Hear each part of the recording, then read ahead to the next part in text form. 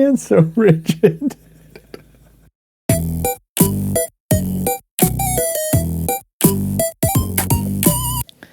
So tonight at Dunker's house, and we have Dunker here making his big debut. We watched Twisted Nightmare. Twisted Nightmare. From 1987. Yeah, we did.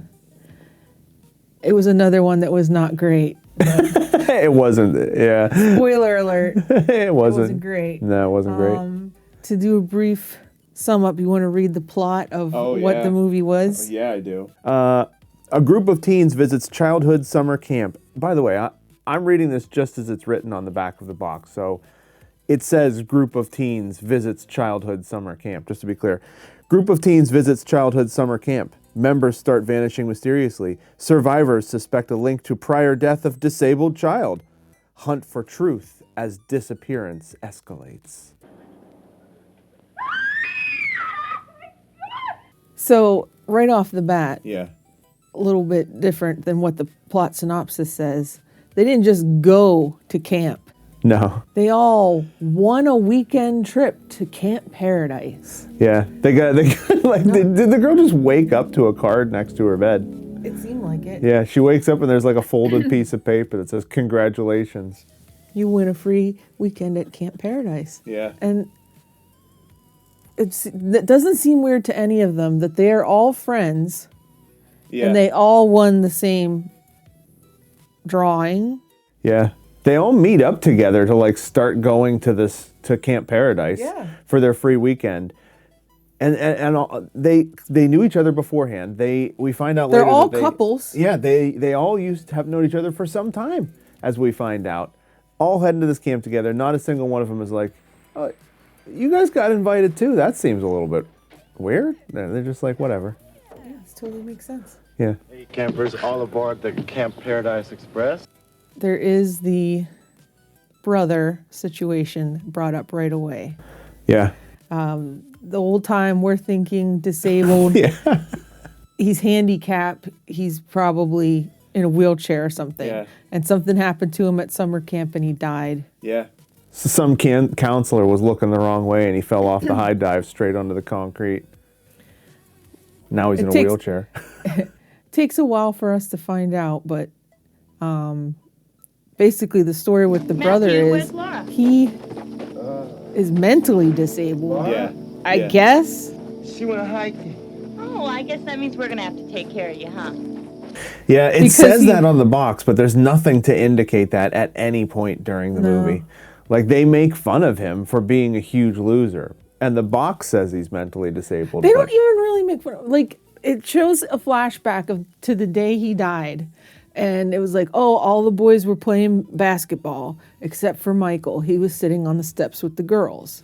I'm going to stop you right there. That was football. And then all of a sudden, the girls start like sexually harassing Michael. Yeah. They're all like, have you ever had sex with a woman? Yeah. Ever been And, with a girl? we're going to be engaged. Do you like girl stuff? We're Bullying. bullying him. Yeah. And the guys are like, hey, if you need help, Michael, let us know. We'll come over.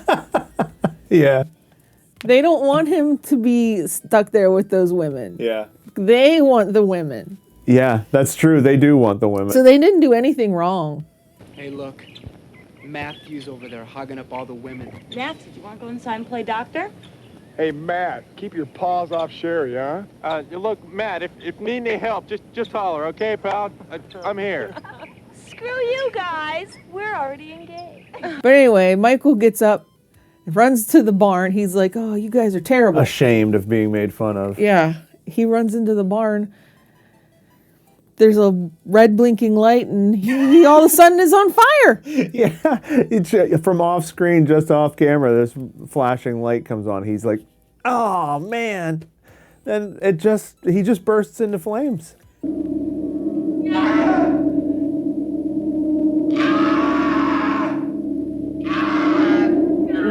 What's he doing? What's happening? What?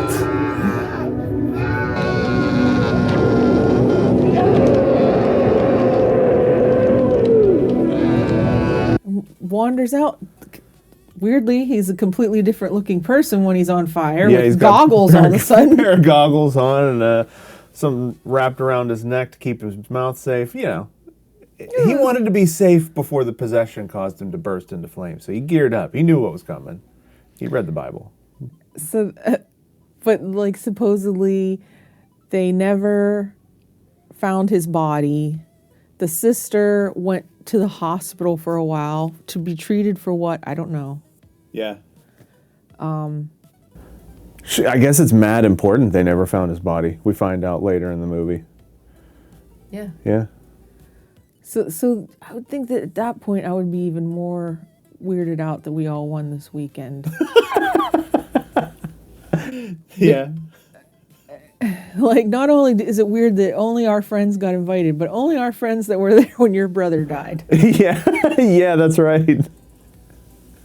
Only those of us that used to get together and happened to be there that And also, they made a point of telling that they used to get together and go to this camp after high school. Yep. And it has been 2 years since the brother died, since Michael died. So, what were this bunch of adults doing at this? A bunch of adults doing it at a camp, yeah. There's the old soda. Remember when we stole your clothes and locked you in there? Do they drive past the ice house? No, they don't drive. No, they drive past the groundskeeper's house. The groundskeeper's house, yeah. And talk about how creepy he was. Mm-hmm. So, a lot of this movie was hard to follow because it was all shot in the dark.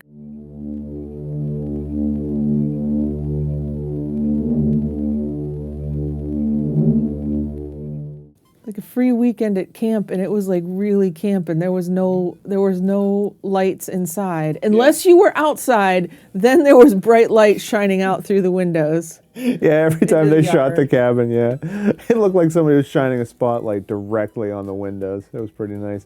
But then every time you're inside, it looks like the whole thing's just lit by luck. Yeah, yeah.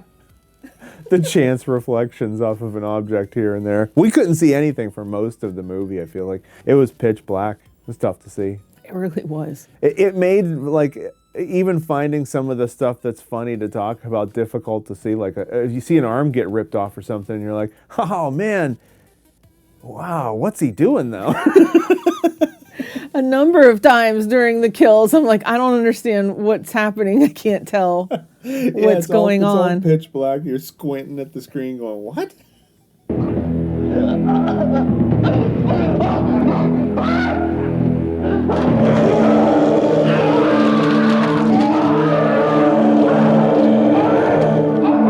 I guess we could get into some of our jumping into the deaths. Yeah. First, we got our Saved by the Bell characters. Yeah. We have A.C. Slater. Nope. Yeah, A.C. Slater and Kelly Kapowski. So A.C. and Kelly, they head out to the barn. They're going to get a little frisky. Well, actually, they were going to get a little frisky on the porch, but then... Yeah, that's right. The spotlight was too bright. They're standing there, and all of a sudden she's like, I hear kittens, and takes off. That's right, yeah. To the barn to find these kittens. Yeah. In a box with a blanket in them. Just a box full of kittens in the barn. That seems like a trap. Extremely tame kittens that didn't run. Yeah. She just walks right up and scoops one up out of the box. Look at this cutie. And it was healthy as all get out. Yeah. Not gunked up eyes. Somebody put it in a box. They cleaned it all up. They clearly was taking care of that cat. You want to know what's funny is, like, I know what you're going to say, that he comes in and says something, but we never find out what the hell the deal is with those kittens. Yeah, there was just a box of kittens on the floor It's of a the barn. It's a barn. Everyone has it. The tamest barn cats. Yeah, so she's manhandling the kitten, and I think it gets them frisky. I think they start to make love before groundskeeper Willie shows up. They're kind of arguing about the cat because she wants the cat. She's like, I want to take this cat home, and he's like, that cat's gonna eat your birds. Yeah, that's right. You idiot. So cats eat birds. So next thing you know, they're getting frisky in the hay, the two of them. Yeah, basically, that's more or less it. They're arguing about whether or not they're going to steal a cat they found in someone else's barn, potentially a completely different state than where they live. And then, you know what? Let's pop a quick break and have sex on the hay.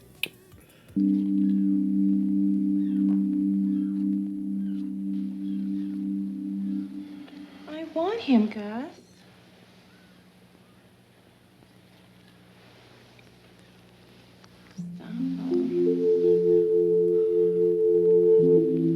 Then groundskeeper Willie pops his head in. He like holds a gun to the back of his head. He's serious business he's about like, these kittens. you guys got to get out of here. And the girl's like, we just came in to look at the kittens. Yeah. Like, that ain't what you were doing. So he kicks him out of the barn, and he's telling them, you guys got to get out of here. Stay out of the barn, and you should all get out of here. He's the harbinger. Yeah. Groundskeeper Willie is trying to warn them away. Yep. Everybody off the property, bunch of weirdos. So they go back into the party, and the one girl tells her friend, I gotta go steal one of these cats. Gotta go steal one of these cats. I gotta get one of these. I'm sneaking back out. Distract Slater. Yeah. While I go grab a cat. She slinks out the door too, like she doesn't want the party to know she's gonna go steal a cat. Gotta get one of these cats. Laura, do me a favor. Keep Gus busy. I'm gonna sneak out to the barn and steal one of the kittens. So she sneaks out to get the cat, and as she gets to the cat, she gets murdered. I don't even really know what happened to her. Yeah, it's too dark to tell. It was too dark to tell. It's heavily implied that she gets stabbed or something. Nothing happens. She kind of reacts, and you know that she's gotten something put around her neck and lifted up. Yeah, but there's blood. Sure is, man. Listen, you're trying to look too into this. Anyway, she gets hung murdered from the rafters. She's hung from the rafters. Yeah. She's dead. So then AC Slater's like, where is Kelly? Yep. And he goes out to find her at the barn because Laura's like, oh, by the way, Laura is the sister of the handicapped Laura's child the one with the crazy eyes, the kind of Meg Foster eyes. Yeah. Crazy Eyes is the sister of the brother who got caught on fire. That's the one. Michael. Matthew. So now you know why I just call them all Dutch. So AC Slater goes out to find her. Laura's like, oh, I think she went to go get a kitten. And he's like, I gotta go get her. So he goes in and he sees her hanging from the rafter. Yep. And then he gets murdered also in the dark. In the dark. Someone turns off all the lights on the studio and they're like, oh, well, we only got one take, so it's in the can. Let's get on to the next one. Yeah. Then somebody else goes to check on these kittens, or no? What happens next? I can't even remember. Oh, you know what? Different things happen, but I think the next set of people that dies is kind of the reason why we watched this movie at all, right? Is the kind of blonde, handsome guy, which I couldn't remember what made us get this movie. This is a Code Red boutique Blu-ray release. This weird movie. And what happened is we watched a Nico Mastorakis movie called Terminal Exposure, and it's about like these. It's the one where they take pictures on the beach and accidentally take a picture of a murder, and then get embroiled in this plot to solve the murder or whatever. That guy that plays the second lead in that movie, has only ever had one acting credit other than that Terminal Exposure, and it's this. And I know when we were watching, we were like, we gotta watch this Twisted Nightmare movie. Listen to this description. So yeah, we got our hands on this thing, and we've had it in the collection, and we were like, let's throw this bad boy on. And I couldn't remember why we wanted to watch it. That's why, because the very next death is the guy from Terminal Exposure. Ken and Julie are a couple. Yeah. And Julie hates Laura. As you for do. whatever reason. And Ken seems to have some sort of mystery guilt thing where he wants to figure out what happened to him. Yeah. So the next morning, everybody kind of goes their own ways. And he's like, I'm going to go talk to groundskeeper Willie. Yeah, I'm gonna go down to his shack. And see what he can remember. Yep. Like, pretty sure the police would have covered all that. I don't know what you think. We never find out why he wanted to go down there at all. He wanders down there to talk to him. He's like, I can hear you in here breathing. I think groundskeeper Willie's in there, right? Yeah, he's in there. And, like, Ken just breaks in. Yeah. He's just going around the house. I can hear you. I know you're in here. Yeah. So then groundskeeper Willie finally comes out and he's like threatening him with the gun and everything. That's the only way he knows how to communicate is through point blank shotgun. Yeah.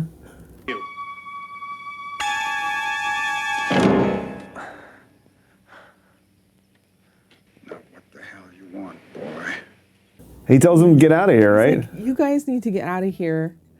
You never should have come here. There's something in the woods. Yeah, he does. He warns them there's something in the woods. You guys gotta scoot. And he lets him go, and Ken proceeds to run like a madman through the woods. Yes. Gets stuck in a bear trap, gets free of that, makes himself a crutch. He's crutching along. Yep. He finally gets to the camp. Yeah. And he's standing right there catching his breath, and the killer comes and scratches his throat out. That's an important thing to point out. We rewatched this thing. We went back in literally in slow-mo. We tried individually frame by frame because it's a monster at the beginning of the movie. It's a monster. And when this guy gets his throat cut out, a monster hand cuts his throat out. It's like got long fingers. It's got long nails. It's like all veiny and discolored. It's a monster hand. Yeah.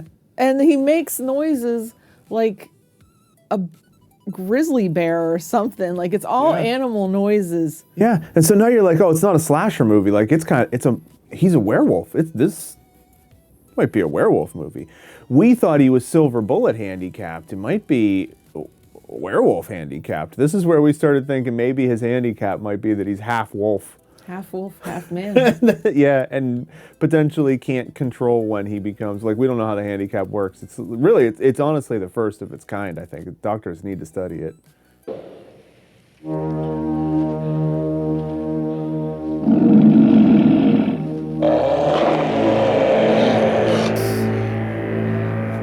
Looks pretty good for a low-budget movie. That wasn't bad. Yeah, that's his handicap now. So he's half man, half wolf because he's got this wolf claw. Rips the throat out. Rips the throat out. Julie also meets her demise. She is kind of... Well, Ken told her to make them some sandwiches Yeah, she's a woman. when he went down to see the groundskeeper.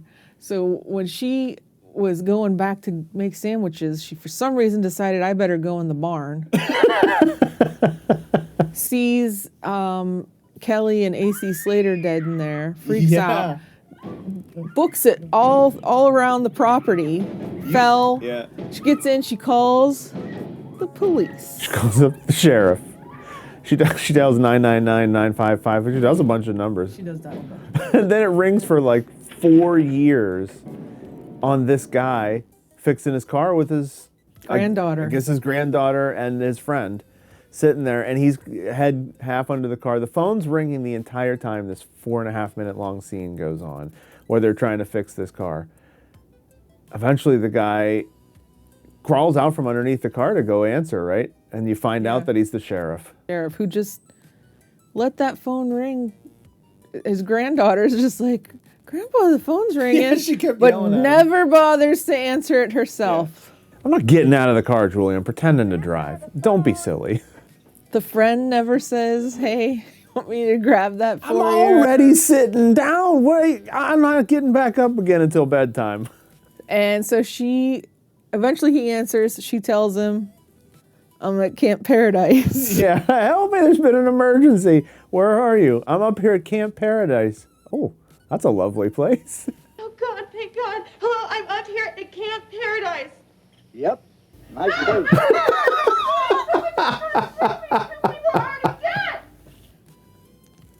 I think that was my favorite part of the whole movie. Just the sheriff being like, ooh, I like that place. They've got a sauna. So the phone cuts out. I will say the sheriff does follow up. Yeah. He goes out there Yeah. and checks on things. You know, Laura. It's like, oh, I haven't seen anything, blah, blah, blah.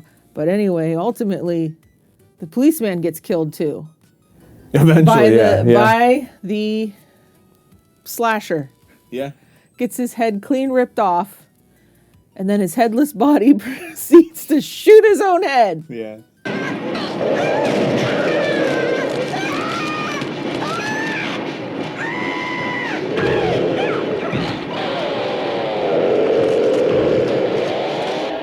Oh, wow, you ripped his head clean off. Oh, his headless body's roaming around shooting. Luckily, he shot himself.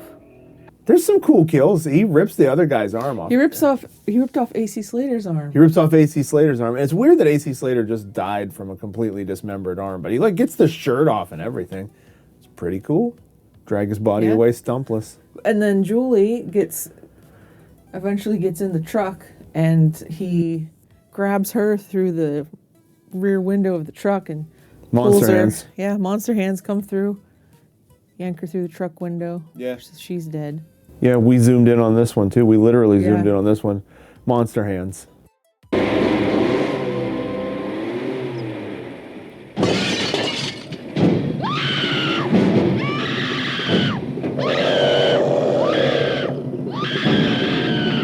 Oh, be careful with that glass. Oh my golly. No. Oh, Jesus. Oh, I didn't like that at all. Some of the other places people split up. Laura and Jennifer went for a walk in the woods. Okay. Oh, they're going to try to get to the pine forest and back. Yeah. And there was two couples that were going on a picnic. They come back. Yeah. Okay, yeah. So at this point, Jennifer says she's going to make punch for everybody with vodka in it. My special punch. Her special party Mom punch. water. Yeah. Not a sponsor. Unfortunately. And so then the two sets of couples decide they're going to go to the sauna. Yeah. And Laura's like, I'm going to get a fire ready. I am a whiz at making fires. She does say that. Yeah, I was an Eagle Scout. Oh, also, Julie takes a shower. Or a bath. She takes a bathroom related wet down of some variety because I can't remember. I was too distracted by her being naked the entire time. That's where she lights the first set of candles. She lit candles the first night before getting in bed with her boyfriend Sean. Because that's a plot point that we got to mention is how weird it is that she just. so weird. Yeah. All of her close-ups are weird. Like her acting is weird, and the way she behaves throughout the movie is like really baffling. And weird, like she came to this place where her brother died. Yeah, that's right. And she brought her new boyfriend, who didn't even know she had a brother, Right. to be with all these people who were there when her brother died. Yeah, that's right. Yeah, we all witnessed it, except you, actually, now that you say that. Yeah. She keeps lighting candles, like, every so often. Like, they're in the bedroom together, and she's like, I'm going to spark up these black candles. It's nothing weird. Don't worry about it. She, like, relights them, like, later on. In the shower. Or bath. Cutting herself. Yeah, that's right, yeah. Straight razor. Yeah, I don't think that has anything to do with anything. I don't know. It was so weird. It was like, I thought it was some kind of ritual, but it seemed unrelated. No, she just cut her thigh with the razor. That was really weird. I forgot about that. She lights candles for that ceremony as well, for the leg cutting. She's constantly lighting these candles around, and it never really explicitly says why she's lighting the candles. But I guess they kind of cover it later during the big reveal. So she's back taking a bath or a shower. And so Jennifer needs to get ice for her special punch. Yeah. And there's a note in the freezer that says the ice is in the ice house. Yeah. So she gets the dirtiest looking bucket I've ever seen, a rag. No, she didn't have a rag. She had a screwdriver. Yeah, a screwdriver. A rag and a screwdriver, and heads out on a 6-mile walk to the ice house, it seemed.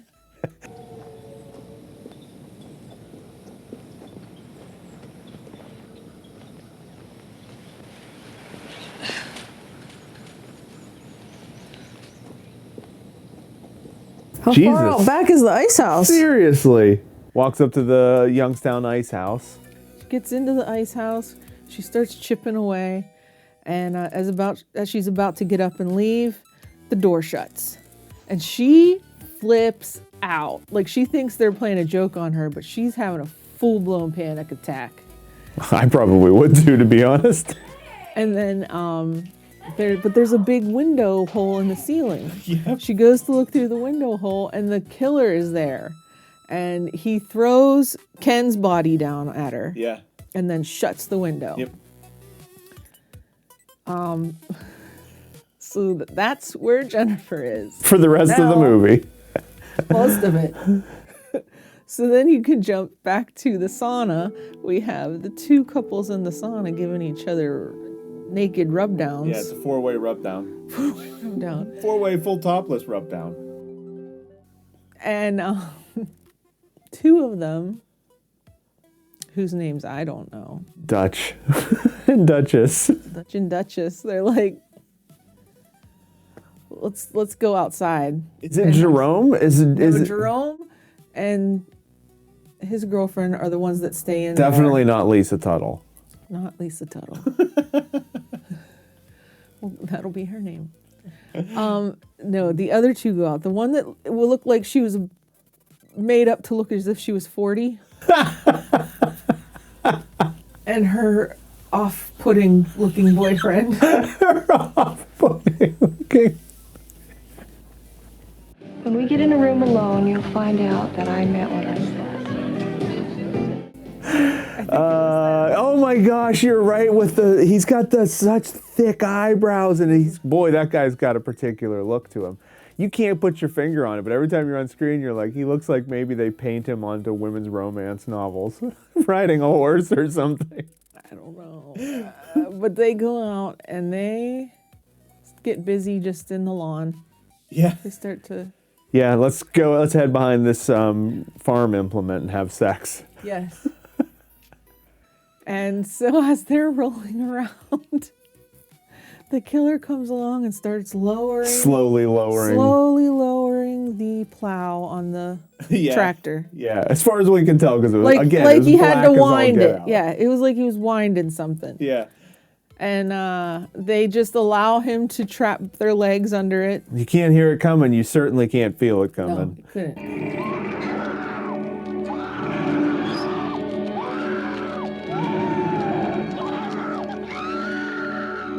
So he trapped them and then he killed them. Yeah, he traps them like on top of each other, and Friday the 13th style skewers them both with what appeared to be a stop sign. I don't know what it was. That was even. Piece of corrugated steel, something or other. Anyway. So that was another couple down. Then you go back and Jerome is like, I'm gonna go get some water to throw on the rocks in the sauna. Using the same bucket that what's her name got ice with. The disgusting slop water bucket. He grabbed like a towel. Yeah. And the bucket, and he went down to the lake to get water and just fell right in. Yeah, singing James Brown as Michael Jackson. So he gets out, and while that was all happening, the killer had gone into the sauna and killed Lisa Tuttle. Lisa Tuttle. Definitely yes, Lisa Tuttle. He killed Lisa Tuttle. As Jerome's coming back, the killer stabs him or something, and he comes in and he's like, Lisa, I've been hurt. Where are you?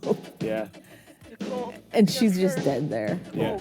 So then we have the world's longest fight death scene where It wasn't even a fight scene. The killer just like sort of grabs him pretty casually and then spends the next, like, I'm going to say legitimately 4 to 6 minutes of real actual movie time, slow motion wrestling him towards a pile of hot rocks with a flashlight underneath it.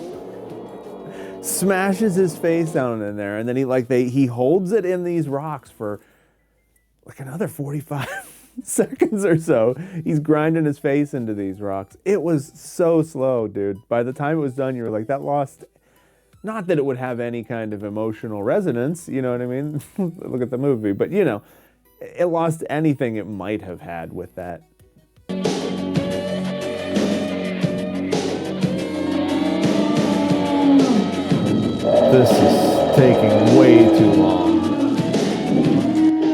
put your face down on these fake rocks with a flashlight under them. They're real rocks. It was dumb. Yeah. Now, the other group that went out in the morning was Tack, which was Jennifer's boyfriend. Yeah. And Sean, which is Laura's boyfriend. Sure. And they went to go hunting Yeah. because Get us a rabbit. fresh meat for rabbit Make a stew. little Jackie Rabbit stew. Yeah. So they end up stumbling upon a gross pile of Just remains. mess. Just, yeah.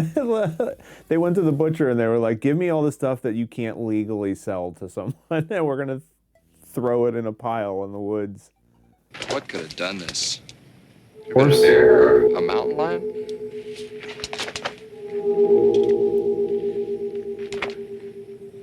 Mountain lions and bears don't wear boots. What are we looking at? I don't know. And immediately they're like, oh, This is no, this is serious. This is not an animal. Something crazy's going on.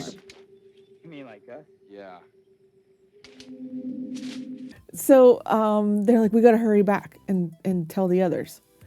So they get back and they see Laura and they're like, oh, Laura, we found some crazy stuff. And she's like, oh, well, there's people down at the sauna. And, oh, Jennifer, I think she went to, she was making her punch. Yeah, this is And they figured out that she probably went to get ice at the ice house. So Tack's like, I got to go. Yeah. I got to go get my girl. This is another instance of where Laura is just straight up weird. Because she gives like an incredibly detailed rundown of everything everybody's doing. She's even like, oh, Sheriff was here 4 minutes ago. She went for a walk out back about 60 seconds ago. Everything is like so perfect with her. You're like, well, I don't understand. Is she a bad guy? Or is Yeah, she, because nothing she says, like She's hanging around she a never notebook. did. Yeah, like she never saw anybody die. Yeah. She never like was around. Everything she says is true and is like, well, yeah, that makes sense that you still think that they're there. She's supposed to be the red herring, I think. We thought she was supposed to be the red herring because it's so obvious that she's the bad guy. But then every time the police are like, can you help me? She's like, oh my God, I would be glad to help you with every single detail you could possibly need. You're like, this is crazy. Yeah. Anyway, so Laura's a weirdo. Hey, where's Jennifer anyway? Well, I don't know. I went to take a shower, and when I got back, she was gone. Is anybody else back yet? Well, Jeff and Jerome and those guys went down to the sauna, and there was a sheriff here a little while ago. He said somebody phoned him. What about Ken and Julie? I don't know. I haven't seen them. So Tack, Yeah. after, she's like, oh, they're in the sauna, blah, blah, blah. Tack's like, I got to find Jennifer. He runs to the kitchen. They figure out, oh, she must have went to get ice. So he's like, you stay here. I have to go get Jennifer. So he takes off to the ice house. Yeah. He opens up the top window, not the door for some reason. Yeah, not the door. Why didn't he open the door? That's so weird. He went to the roof first.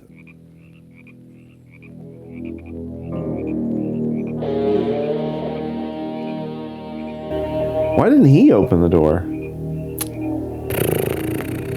Don't ask questions. Is that you? And he finds her and he's like, come on up, just step on Ken's dead body and get up here. Hurdle the dead. Yeah. So he gets her out. They stand down at the bottom and she just starts screaming. And he's like, why would she be screaming? As he proceeds to get murdered by the slasher. Yeah, that's right. I completely forgot about that scene. Yeah, you're right. She's screaming her lights out, and they give a close-up on him, and there's nothing behind him, by the way. They give a close-up on him. He's not even wondering what she's doing. He's just being Tack. Just standing there. Acting poorly. Yeah, but yoked as hell, man. We should talk about the stacked lineup of buff dudes in this bad boy. Every time one of them pops their shirt off, you're like, good Lord, guys, settle down with the protein shakes. What do you say? Anyway, go ahead. So Tack gets murdered and Jennifer takes off. Yeah. Now, we have one other couple. That I just spoiled a little The bit. redneck couple. Yeah. They show up, and the first thing on the screen, when they're driving there, she wants to stop and pick up a hitchhiker. He's like, we don't have time for that. Yeah. And she convinces him to stop. They talk to the guy, and he's like, good luck with that, and just takes off. Yeah, you know what's funny? So he's a jerk right from the beginning. As he's chugging his Budweiser, driving down the freeway. Another, as you pointed out during the movie screening, another Budweiser prominent feature. They come in, and basically he is a jackass start to finish. Yeah, that guy's, he really is too. Like, they draw numbers for who's going to get what room, and Yeah. he gets pissed that they're not getting the single cabin. random chance didn't favor me. I'm punching someone. He was mad. Then him and his girlfriend apparently drew the straw to sleep on the floor in the main hall. Yeah. I don't know. It was weird. Yeah. And he gets mad at that point. He's storming around in his tighty whities, Yep. throwing the cot, Yeah. just having a fit. And you're feeling real bad for his girlfriend, but she's just constantly acting like nothing's fine. For 90% of the movie, she's just like, oh, that's how he is. That's Steve. She's just like laughs, and Yeah. not even an awkward laugh, just like, Yeah. I'm comfortable with this. Yeah, that guy was a real piece of shit. So he's like, okay, I will sleep on the floor tonight, but we are leaving tomorrow. Yeah. So they take off in the morning when everybody else is splitting up. They take off. And then the car breaks down like 8 miles away. Yeah. He says someone put sugar in his gas tank. Yeah. Yeah. You know what? We talked about this for a little bit before we started filming. Who the hell put the sugar? Did the slasher do that? The monster hand slasher put sugar in this guy's gas tank. I guess. I don't know. That doesn't make a whole lot of sense. This movie, it doesn't seem well made at all, Julie. Sugar. Somebody put sugar in my gas tank. Sugar? Are you sure? Yeah, I'm sure. When I find out who did, I'm gonna fucking kill him. How does he know this? Took a little sip. So they're trying to hike back to camp. Yeah. And one of the times the sheriff comes by, he ends up picking him up and dropping him back off up at the camp. Yep. And I don't remember how they all get separated. The killer must come around or something. I don't remember either. Because his girlfriend gets murdered. I don't even remember how, even though we watched the full scene a second time. I know she had the crossbow at one point. Boy, it doesn't even matter, does it? Doesn't matter. She died. And so Redneck is running away from the slasher. All this stuff happens. Anyway, he ends up jumping over a metal fence, a chain link fence. Yeah, And he turns around to taunt the slasher. Yeah. So he's like hanging on the fence. Yeah. And the slasher grabs that fence and electrocutes him somehow. Yeah. He like grabs on and then like puts one hand up for no reason Yeah. and electrocutes that guy. There's no, I can find absolutely no reason why this happened. And the worst part about it is they never talk about like what the hell is going on in the movie. There's never a point where like somebody calls up like Vincent D'Onofrio on their laptop and voice chats with him, and he's like, here's the entire backstory for this character. You have no idea what's going on, so apparently he has the power to generate electricity and pump it into a fence to murder someone else. It's never talked about again. It's never referenced. It's not even entirely clear that that's what happened. It just, he electrocutes him to death. Yeah. It's so weird, man. This movie, it doesn't seem well made at all, Julie. So that's almost everyone. Almost. The new Laura, guy. New guy Sean, that's Yeah. Laura's boyfriend. Yeah. Is he the Zach Morris type, would you say? Or was Scott King the Zach Morris type? No, he was the Zach Morris. Okay, all right. He had that blonde kind of mullet. Okay. So this guy's just nobody. He comes upon Laura being choked by the groundskeeper. Yeah, that's 'Cause right. The groundskeeper is Native American, and in the very beginning of the movie, the first scene, we're introduced to a weird Native American talking about the land having evil. Yeah, it's Evil been cursed lives and the here. evil lives here now. Some nonsense. Yeah. Yeah. So that was his grandfather, apparently. Yeah, Groundskeeper Willie. That was Groundskeeper Willie's grandfather. And he's like, I tried to tell you, you can't, I know what you're doing. You're killing everybody. You can't be doing this. Well, It is really what happened, too. Yeah. Like, yeah. so Zach Morris comes around the corner and he's like, put her down.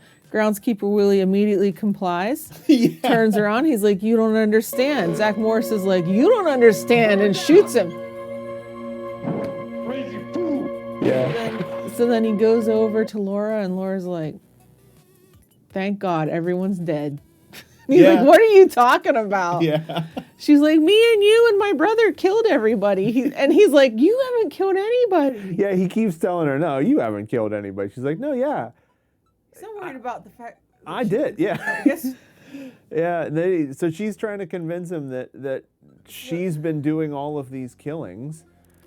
Yeah. And her brother Matthew, who comes through. He comes through the door. Yeah. And Zach just unloads into him. Yeah, he fires like off every bullet in the gun. Yeah. And she I just don't keeps know. coming. You know, again, we're in the dark. It's very dark.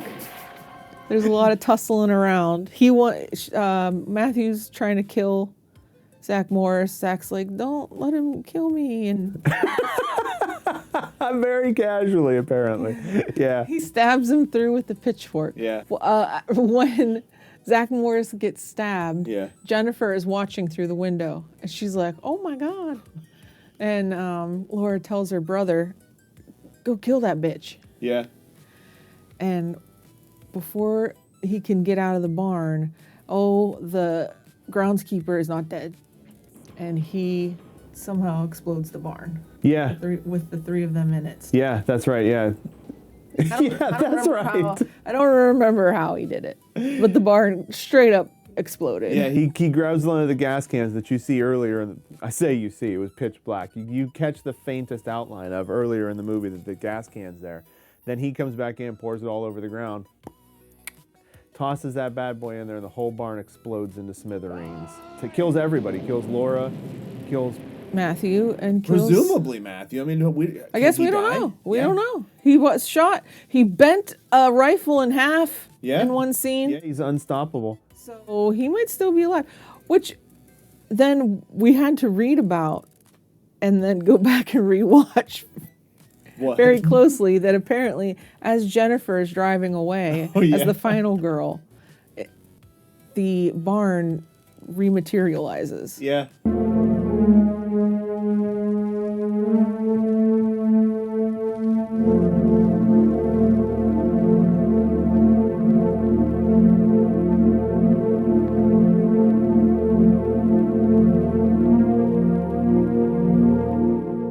Like, it has the vaguest plot, right? There's a slasher killing a camp full of kids. Oh, the slasher is the kid that was killed earlier in the movie. But now he's possessed by the spirit, by the power of the Native American burial ground, or something. Like, none of that makes any sense at all. It doesn't. Even when you try to, like, go back through and you're like, oh, let's watch it in detail and listen to all these speeches. And then you're like, no, it didn't help at all. What does that tell me? The movie made no sense. Yeah. It was poorly lit, poorly acted. It made no sense. It did, and unfortunately we can't put this up on YouTube. It'll be on our OnlyFans page, but it had a tremendous amount of nudity. Like, every time you hear about, like, oh, it's a horror movie, so you know it's just a TNA horror movie. They're surprisingly rare TNA horror movies. It's such a trope, but they're not that many of them out there, but every once in a while you come across one where they were like, the only way we're going to sell this is if we sell this on the concept that every woman in the movie has a full frontal nude scene. Yeah. Yeah, there's tons of nudity. A lot of good-looking dudes, a lot of good-looking ladies. This is a very sexy movie. Matthew, not that good looking, as it turns out. no. And the Not even before he was burned. no, not even before he was burned. No, so I guess basically our opinion of this is don't watch it. No, I wouldn't watch this I would not recommend. Well, I kind of had fun watching it though. I mean, I don't regret watching it. I wish it had just been at least lighter. Yeah, more 'Cause once brightly again, lit. I fell into that trap of it's really dark. I can't tell what's going on. My eyes are getting heavy. I think I might fall asleep midway through this. And this one was like go go go. Like Yeah. something was happening constantly. It wasn't like the other one. I think that's the only thing that saved me from completely falling asleep. There was no long speeches or discussions. Yeah, it's a tight 90, nonstop killing, Stop murder. nonstop murder, nonstop nudity. What more could you possibly ask for on a Sunday night? Nothing. I guess that's the end, right? Okay. Okay, bye. Bye.